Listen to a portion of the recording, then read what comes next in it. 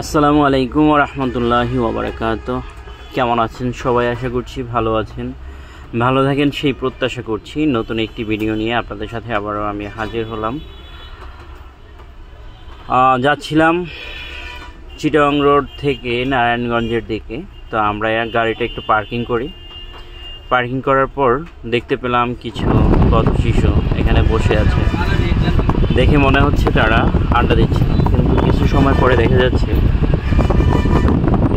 এই আড্ডার পেছনে রয়েছে তাদের মাদক সেবন, যেখানে এখানে কিশোর কিশোরী যারা পথ শিশু এদের হাতে রয়েছে ড্যান্ট্রিপ নামক এক ধরনের অ্যাডিসিভ, যা তারা সেবন করছে এবং তাদের কিছু অসামাজিক কার্যকলাপ এখানে তুলে ধরা হলো। যদিও তারা দেখতে পায়নি, গাড়ির ভেতর থেকে আমরা ভিডিওটি করছিলাম। তো এগুলো আমাদের সমাজে প্রতিনিয়ত হয়ে যাচ্ছে।